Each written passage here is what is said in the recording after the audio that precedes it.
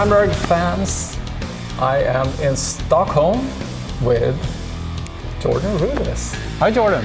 Hey Ola, it's great to be here. Yeah. It's actually not the first time we meet even here in town. No. But yeah, let's do a repeat of our amazing guitar journey discussion. Yeah, it's been quite a journey. And I'm so excited to be here today with this amazing guitar. Yeah, you're holding something that looks very intriguing. So you're here for which anniversary again? So it's Dream Theater's 40th anniversary tour. It's very exciting. The big thing about this tour is that we have the return of our illustrious drummer Mike Portnoy, and it's actually been about 13 years since he was with us. So everybody's really excited about seeing kind of the core group coming back together and having this anniversary blowout, if you will. Yeah, and you're playing your whole repertoire from the beginning to end it's a for big 3 show. hours. It's like an evening with show. It's 3 hours long. There's a little intermission. Right. But the fans, they seem to be very excited about the 3 hours. Yeah, yeah. It doesn't matter how tired I get at the keyboard, but they're really excited. And a lot of these shows, they're standing up and they're like fully energized, even at the end, which incredible. I find amazing. Yeah. And you won't be playing this. Yeah, I'm not allowed to play. I'm not allowed to play the guitar in the Dream Theater concerts. I think we have it pretty well covered by our guitarist. I think so. Yeah, he's a legend, of course. He's an absolute legend. Yes, but I still am allowed to go on my guitar journey, which has kind of been a separate, amazing thing. And of course, Strandberg has been a huge part of it. And we can talk about the ways that it's been really critical to my experience and this pathway towards really getting into the guitar. Yeah, is it in any way becoming like a compositional tool for you that like influences your keyboard playing? Yeah, what's amazing is, of course, when I started, I guess about 3.5 years ago, really diving into it, it was really very, very new. And I was just figuring out where all the notes were and kind of trying to take my keyboard brain and relate it somehow to the fretboard, which is not that easy. It's a whole thing. So compositionally, my brain is wired to think what notes I'm hearing in my head, and I almost immediately go for them on the keyboard or in my keyboard brain. So translating that has been a really amazing, interesting experience, because John Petrucci has told me for years and years, he's always talking about shapes and patterns and all these kind of things with the guitar, and I'm always kind of thinking, oh, that's nice, I think about notes. Yeah. But now that I've spent a lot more time with the guitar, I'm kind of like, wow, I can come up with some really good riffs if I think about the shapes on the guitar. And so I'm at the point now where I can create something on the guitar and then kind of look at it and go, wow, I wonder what that would be like on the keyboard. Yeah. And often I'll go over to the keyboard and I'll be like, that's hard. Yeah, and you have, you have multiple octaves on each string, and they're all going to sound slightly different. The character of the note is different compared to what a piano or keyboard would that's do. a whole thing. The fact that on the piano you have one place to play each note, and here you can find 6 different places to play the same note. It's really, it's a whole journey. And to have my hand so connected with the sound is so interesting to me, because I really respond, even from a very, very technical kind of keyboard synthesizer way. I like haptic feedback. I like to be able to feel something under my fingers.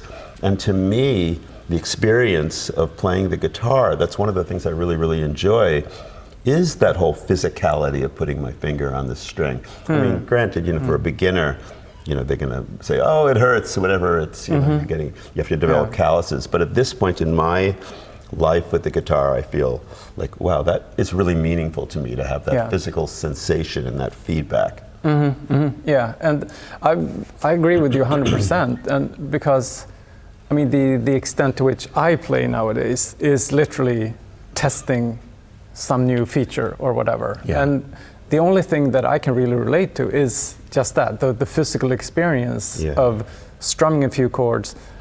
How does the neck vibrate? How does the body vibrate against your chest?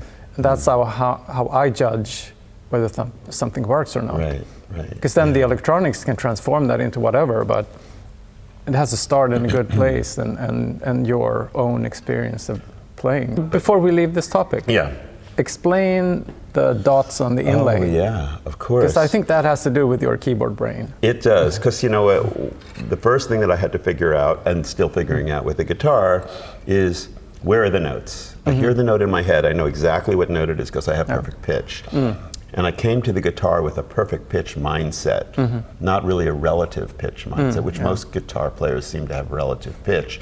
They're learning intervals, they don't care if they're here or here. As long as they play the first note, they kind of know what the next one is, if they're good.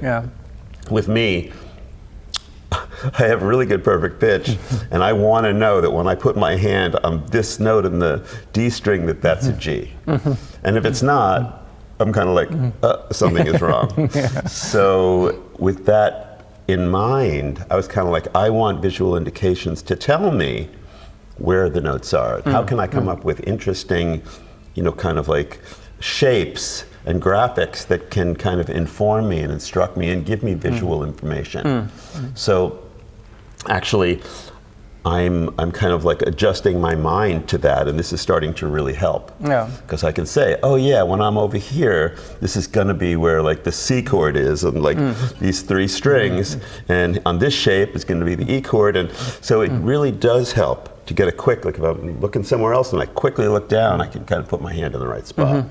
So I think that besides looking really cool, and Mika Tiska obviously did a beautiful job on this, including the little wizard on the 12th fret, which is kind of like my my thing. He managed to get things that were visually attractive and also informative. And the shapes are different enough that you can kind of look down quickly and go, oh, it's that fret. And there's a dot on each E note, right? So that's also really important to me as well. You know, I feel the same way in the world of synthesizers, because, and any kind of a technology, which I play with a lot of new technology, I really appreciate visual information. I think it's really important, especially when like there's not that much haptic information happening. Like if you're waving your hand in the air, I'm experimenting with a new piece of gear called an airwave, which is awesome. But when I wave my hand in the air, I want to see what's going on to almost give me the feeling that I am touching something. So any combination of information like that is really important to me. So I appreciate what we did here and everything that you can see. Would you ever like tune this in a more symmetrical tuning, like fourths or fifths? You know, a lot of people ask me that. Yeah, but I've never experimented with it, and at this point I think I'm too far down the rabbit hole. It's going to mess up our inlays, so stay in standard. Let's just keep it what it is, and I'll keep on my journey and get used to the fact that there's a major third between the G and the B string. It has to be that way. Right. But I was going to say something interesting, but related to our like, you know, kind of haptic or physical feedback on the guitar, which is something that, you know, we love. That is, with the Sustainiac Pickup, there's an element to that I didn't really know was going to happen until I put my hand on it and went, oh, which is that when you turn that on and you play, there's that extra vibration under your finger, which is so cool. You're like literally feeling the thing, giving you that extra energy that enables the string to keep on resonating. I love that. It's so cool. And when I turned my friend, Swedish guitar player Johannes Persson, onto it last night, he tried it for the first time, and he was like, oh, and I saw his face light up, and you know, like you can hit a note, you can touch the harmonic, and then move anywhere, and the sound keeps on going, and it's really magical. I can see how that appeals to a keyboard mind as well. Oh, totally. I mean, in my mind, why should the sound ever stop? I mean, sometimes you want a certain sound where it does decay in a certain way, but you know, I hang out with lead guitar players who are always trying to get the maximum sustain, like keep the sound going, keep the sound going, keep the sound going. I'm like, well, just use a Sustainiac Pickup. So now I kind of feel like for those people who want to explore that and get into that and have that possibility, then we have this really amazing option. So. Yeah, because you've been. I mean, we've been kind of working with each other for quite some time now. You've been through some various models of the Strandberg ecosystem, so to speak. So would you say, did we hit the spot with like your perfect specs and dream guitar? I'm really, really happy. This is beautiful. I mean, honestly, I love all the ones I have. I mean, they're all really special. The first one, you know how it's funny how this works, but I think it's the same for a lot of people. The very first Strandberg guitar I got was, I guess, one of the original Boden guitars. And the way that I got it was I had met Pliny at a Czech Republic music festival. We were both on the bill. I was doing something with an orchestra, this piece I wrote, like a concerto, and he was also on the bill. So we were chatting, and he said, "Oh, how you doing? I know Dream Theater, blah, blah, blah." I said, "Oh, I think you're a great guitarist." He was like, he asked me, "Do you play guitar?" I said, "Well, I don't really play guitar." I said, "Sometimes I'll pick up John Petrucci's guitar, and I'll be like, you know, moving my fingers on it, and you know, I have a natural dexterity, so I'm just, you know, I'll do it, but that's about it." So, you know, a few times a year, I'll go in the dressing room and pick up his guitar. He said, "I got a kind of guitar that you're gonna love." I was like, "What's that?" He says, "It's a Strandberg guitar." He says, "I'm gonna have one sent to you, and you're gonna fall in love with it because it's the best. It's totally the best." I was like, "What am I gonna say? No?" Sorry, I don't play. But I was like, "Okay, yeah, send it to me. That sounds great." I didn't think it was real. I just, you know, it was quite an offer to send me a guitar like that. When I said, "Well, yeah, I pick it up a few times a year." But I don't know, maybe a month or two later after I got home, sure enough, the postman comes to the door and hands me you know, a big box, and in it is a Strandberg guitar. And I looked at it, you know, I thought, "Oh, that's cool." I put it down, and I thought, "Well, that's very nice of him to send me a guitar, but I don't play the guitar." And it sat there for months, quite honestly, till one day, looked down at it, and I thought, I could play that. And I picked it up, and I felt it, and it just kind of sat in my lap, much like this is sitting in my lap very comfortably right now. And I started to play it, and I think from that day, I played like every day. Even if it's 10 minutes, even if it's for 10 minutes, I have played the guitar every day, which is an incredible feat because you know how much traveling I do. I know, I'm always on the road. And I couldn't, you know, this guitar journey wouldn't have happened without the Strandberg guitar for so many reasons. One, of course, they're beautiful guitars. You know, the weight factor, it's light. You know, it's ergonomic. I can put it on any leg. I mean, it just fits, and it fits into my world so well. I take it into my dressing room. I take it into my hotel room. I take it on any plane. I always find a place for it. I put it anywhere, you know, anywhere I need to. And it's enabled me to have this amazing journey. And it's so special because, you know, my whole life is music, and I don't really have that many hobbies outside of music. So for me to be in a hotel room in another country or something like that, and reach over and pick up my guitar and just be able to play a fine instrument anywhere it feels like a real privilege. It's something that really matters to me, and that's really changed my life. And besides that, I've met this incredible circle. And a lot of the circle has to do with other Strandberg artists around the world, some of course that are not, but just meeting the circle of people who play the guitar is kind of like allowed me to kind of see the music community in a different way. Because the keyboard community, you know, is fine, but it's not like the guitar community. It really is different. First of all, the guitar community is much larger, based on the fact that, you know, in the world of rock music from the beginning of time, lead guitarists have always had to have some chops. Keyboardists, if you find a great keyboardist, very often they're coming from a classical background.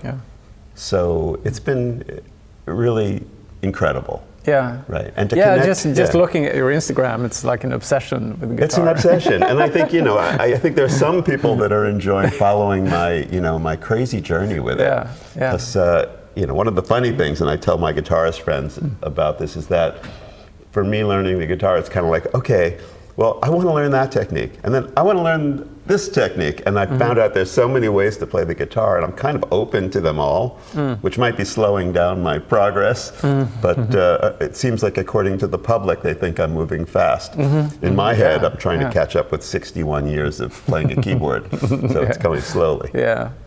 But is it coming to the point where, because a lot of, I mean, just looking at the stuff you usually do on Instagram, it's more like if I call it technical things, or figure out how to play the thing. Right.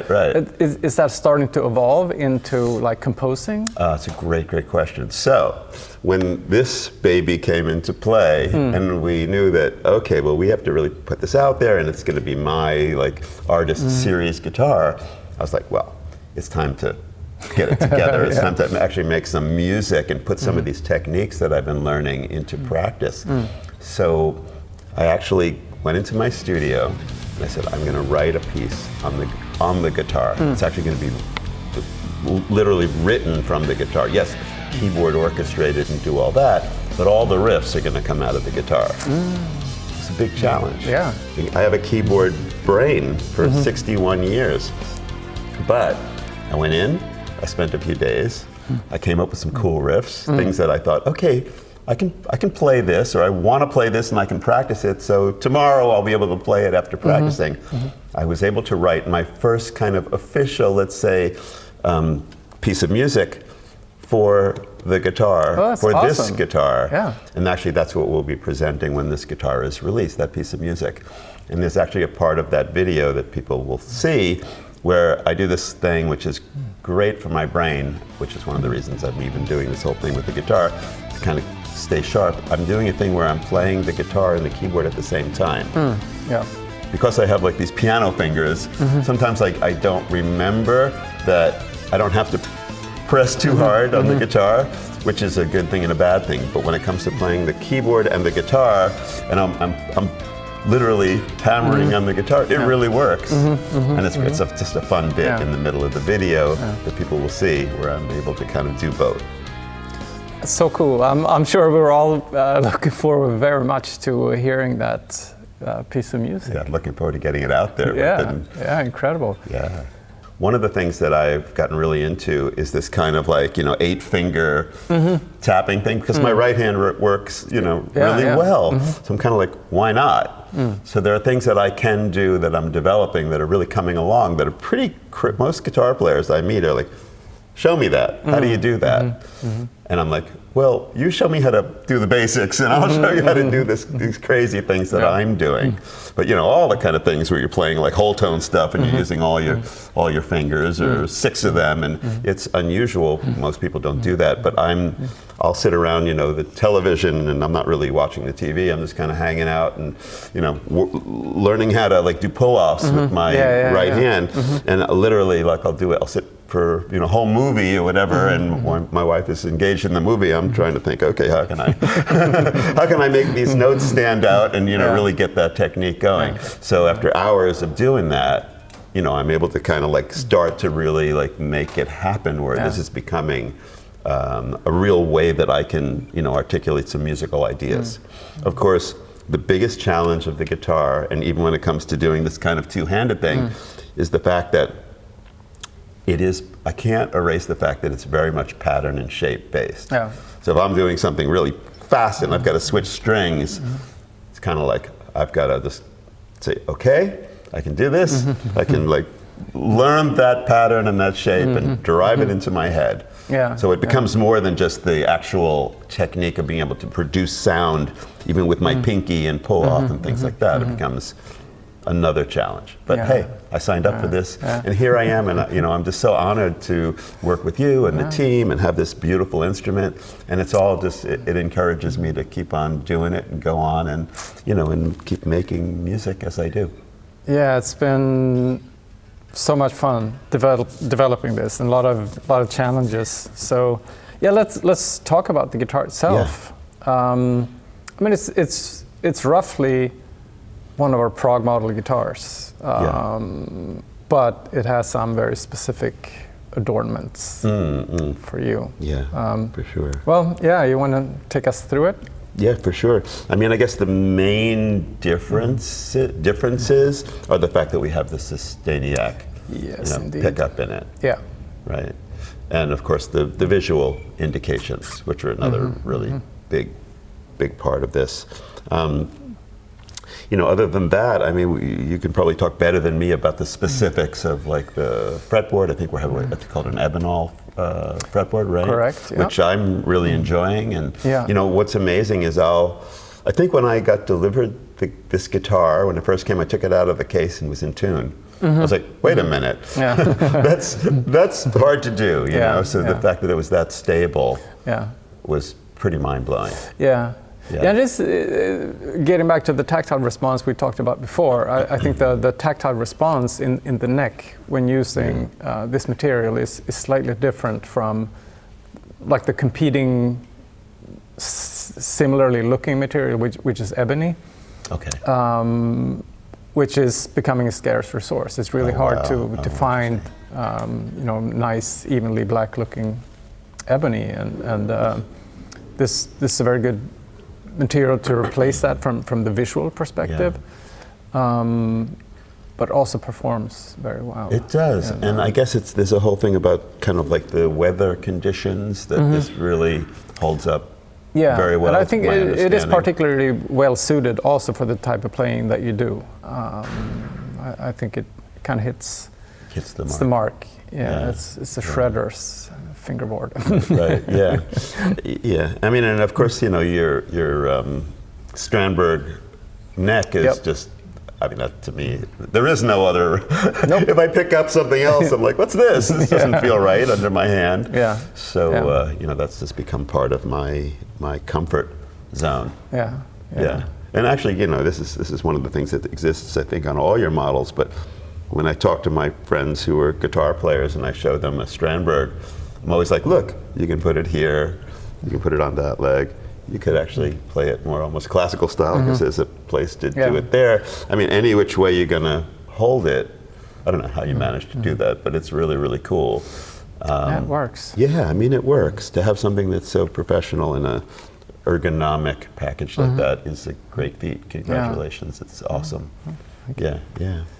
And then, of course, I mean, it's obvious. We have the purple burst that goes into, the purple stain that goes into this metallic purple burst finish, which is kind of unique. Tell us about the Sustainiac thing. So there are two switches that do different things. Yeah, so when somebody takes this guitar out of the bag, what they will want to do to experience the Sustainiac magic, if you will, is you'll basically just flip this switch right That's the here. on-off. That's the on-off. Yeah. And then you have 3 positions, and each one kind of has its own little magic. At first, I was kind of stuck in the position where it's in the up position, and it kind of just holds the note as you play it, right?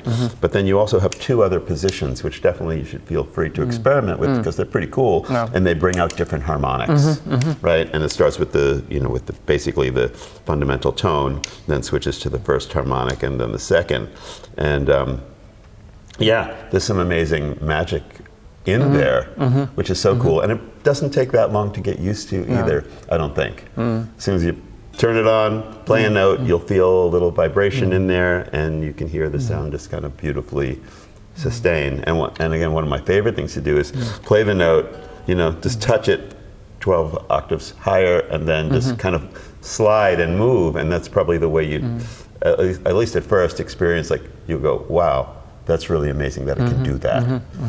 So, it's you know, it's a pretty simple system once you get into it. I know it's not that simple from a wiring perspective, and there's a lot going on. But whatever it is, I feel like is worth the you know, magic that it can create musically. And when it's in the off position, it works as a neck pickup. So you'd use the pickup and then it's kind of like a regular kind of guitar situation, So and I love the fact that it's, you know, really kind of like dialed in and it's simple. There's not that many things, not that many choices, which I think kind of maybe fits into the guitar player mindset a bit, because I've heard from my guitarist friends that a lot of times when a guitar comes out and there's millions of choices, that they're not that interested in that kind of thing. You just want, you know, the basic stuff. And of course this offers more, the basics, but a lot more as well. So what is your signal chain when you play? What do you plug this into? Do you use a lot of effects or stuff? Great question. I've gotten very much into the whole neural DSP kind of like headspace. A lot of times when I'll post on social media, I'm like, of course, mention Strandberg, and I'll say neural DSP, because I just think they're doing, you know, I mean, there's so many great guitar effects and pedals, and that's a world of, you know, craziness out there with all of it. Yeah, yeah. But that said, you know, when you find something that really works for you and people that you like to work with, I just feel like, okay, I'm set in that regard. And the Neural DSP guys, who I actually just saw the other day up in nice, Finland, they're doing some really great stuff with digital signal processing. I know that John Petrucci is very connected with them and has this archetype Petrucci, which is incredible. Yeah. And so many artists that I respect are also creating patches and archetypes, and so I bring my computer with me. So basically in my hotel room I've got my Strandberg guitar, I have my computer with all the different archetypes on there, a little interface, and I'm so happy because that totally works. Yeah. So that's kind of like my traveling rig. I also discovered that the what's it called? Positive Grid makes these very nice little amps. I have one that's very, very small. It fits right in my travel bag. And it's cool because it can link up with your mobile device. And at this point, it even does AI. Oh, really? In the sense that I can write, I want a long sustained tone with a lot of echo and a touch of reverb. Go. And then it creates some patches. Right in this tiny, tiny little amp. And it's really awesome. So that's become a little bit of a part of my hotel room scene as well. Right, yeah. So do you mess a lot with the tone and tweak and search for something specific, or do you have a picture in your mind what you're looking for, or do you just mess with stuff and see where you end up? As a synthesist and as somebody who programs synthesizers, if I'm in that mindset, usually I'm kind of working on the synthesizer in that way. Yeah. As a guitarist, a lot of times I'm looking for just a really nice long tone that cuts, that I can practice playing leads, or something really, you know, open and clean and beautiful with some nice reverb on it. I'm not like that crazy about finding, you know, so many different tones. That said, there's one archetype that Neural has out as the Rebia one that has a synthesizer built into it. And that's pretty cool when you start mixing like the guitar tones with the synthesizer tones, and there's some real magic there. Yeah. So, but yeah, I would say in general, I'm just looking for like, give me a good sound, nice lead tone. If I go to John's plugin, you know, the archetype, well, I go pick the Count of Tuscany sound and the Pull Me Under sound, and I'm there, you know. So I just find that that's quick and kind of my headspace with it. I know a lot of guitar players are struggling with, especially when they do tapping and two-handed stuff, with noise from the other strings, etc., and challenges of trying to mute whatever you're not messing with. Did you have to like consciously think of that or work around, learn some techniques? They have this amazing device, it's called a fret wrap. So you do use that? It can be used, yeah, but you know what, I've been trying to practice without it as well, which is cool, because then you have to tap and then you're thinking about, maybe if I'm tapping something on the G string, right, I'm thinking about, okay, well, the rest of my finger can kind of be muting there, and maybe I can be kind of touching the string. That's one of the things about guitar playing that I think is fascinating, and people don't realize, and it took me a while to really understand how important it is and what a big part of the technique it is. It's one thing playing the note, but it's just as important to have the other note not sounding when you're playing that note, and it's really hard, especially when you have a lot of gain. So I'm constantly being reminded of that challenge. You know, if I'm practicing some kind of interesting sweep and all of a sudden something's ringing, I'm like, I gotta figure out, I gotta fix that. So that, you know, it's also one of the magical, incredible things about the electric guitar. You think about Hendrix or somebody like that, who is like, you know, there's so much gain, and it's like a wild beast, you know, it's like an out of control beast. And so much is about like harnessing the beast and bringing it under control. On the keyboard, like when I play my leads, I like to create wild, cool sounds within the leads and have it scream and feed back. But it's not it's not taming the beast like that. No. It's not harnessing it this way. It's pushing it out. So I can press a controller, I can move a wheel, and I'll get it to do all these things. This is almost like the opposite, where if you just let it go, it's going to go. It's going to create more noise than you can imagine. But how do you harness it? So I'm not like a stage guitar player at this point, and haven't had to deal with that on that level of massive volume. But even when you call up a tone, if I'm in my studio at home, it's got a lot of distortion on it, well, that's a real concern. Well, Jordan, it's been amazing to get to spend a little bit of time. Now that you're back in beautiful Stockholm. And I think that by the time you're watching this, this guitar is available to purchase on strandbergguitars.com. Very, very exciting. Yeah, I guess November 19th. You're probably watching this on November 19th. And it's been, in some ways, a long time coming, because we've been working on this for a while and kind of waiting. And I've been like super excited, kind of holding this guitar very close to me and not showing the world, which has been the hardest part. It's been a little while. Like, I can't show you, I can't tell you about it, but it will all be unveiled probably around the time you're watching this, including this kind of fun, cool piece that I wrote using the guitar. So for the full lowdown of the features of this amazing guitar, visit strandbergguitars.com. And it's available for sale right there or at select dealers around the globe.